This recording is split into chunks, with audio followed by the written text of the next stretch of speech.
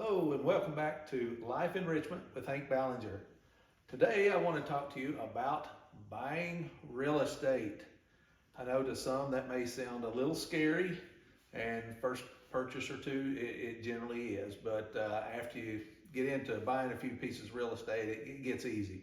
So today I want to talk to you about buying just a few small homes in your area. If you live in a very rural area, you can buy these houses sometimes for a lot cheaper than you can in your urban areas. So today I want to talk to you about maybe buying 4 houses for $25,000 a piece.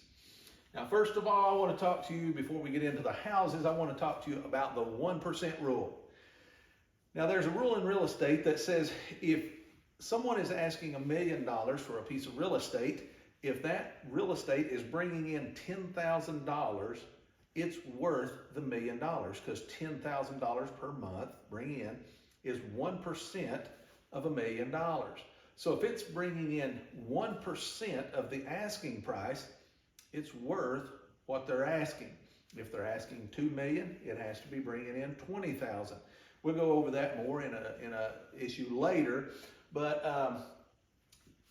the 1% rule is a hard, fast rule that I follow very often.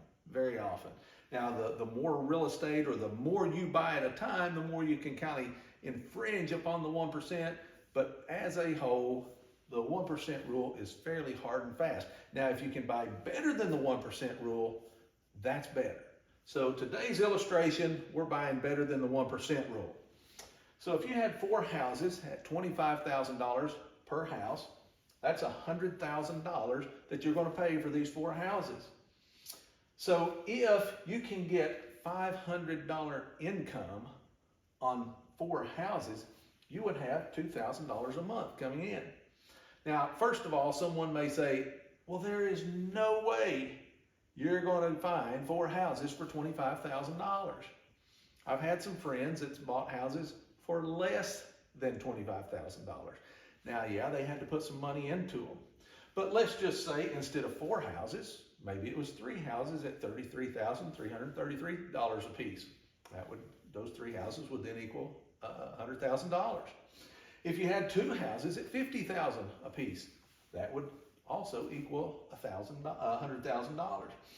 So you can find these scenarios out there, and in your rural areas, it's much easier than in your urban areas. But let's just say that you found 4 houses, a guy wanted to sell 4 houses for $25,000 a piece. So you found those, and you realize the amount that the bank says that you're going to have to put down, and in the future, we'll go over creative financing where maybe you don't have to come out with 20% out of your pocket. But for this illustration, you're going to put $20,000 down, or 20% down. The bank says they will do 80% LTV, or loan to value. So the bank's going to go $80,000. You put $20,000 out of pocket. So the $80,000 that the bank gives at 6% on 25 years. Now, the reason that's on 25 years instead of like most people's home is on a 30. The reason that's on 25 is most banks won't go 30 years if it's not your primary residence. So because it's rental property and you're not living in it, it's going to be a 20 or 25 year amortization. So let's look at the 25 year. If you had $80,000 at 6% on 25 years, your debt service, and most people call it a mortgage, technically it's not, but right now we'll go with your debt service to the bank each month will be $515.44. Your taxes per month is going to be around $85. Your insurance is going to be $65. And your maintenance cost, let's just figure $100 per home per month. So your maintenance per month is going to be about $400. So your total expenses is going to be $1,065.44. But remember, your income at $500 a month per house is $2,000. So if you have $2,000 income and your expenses is $1,065.44, your cash flow, meaning after everything is paid, what you will put in your pocket is $934.56. Now, obviously, most people could stand to have an additional almost $1,000 in their pocket each month.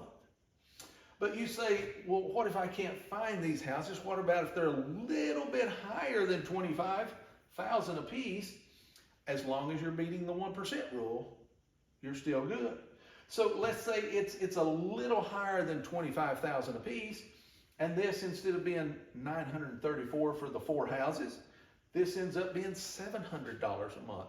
You're still cash flowing. What if it ends up being half of that? You're still at almost $500. An additional $500 a month is still pretty good income. So when you look at this scenario, you say, will it help me to buy these 4 houses? Yes, because not only do you have, if this scenario worked in this manner, you would have $934.56 a month coming in, but you also have the equity you're gaining on this property when you pay your debt service to the bank. You're also gaining that equity, and that is your equity you can use in the future to buy additional property. And we will talk about creative financing later, how you can, it's called daisy chaining, and you buy 1 property, or in this case 4, and then as you get some equity in those properties, then you leverage off of those to buy additional property. So we're going to look at more about creative financing in the future, but again, I want to tell you, I do not give financial advice, okay? I don't give financial advice. What I do is I give information. What you decide to do with that information is up to you. If you go broke, well, then that's on you. If you make $1 billion or $1 million, well, that's your money. I get none of it. So I don't give financial information. What I do is throw out information.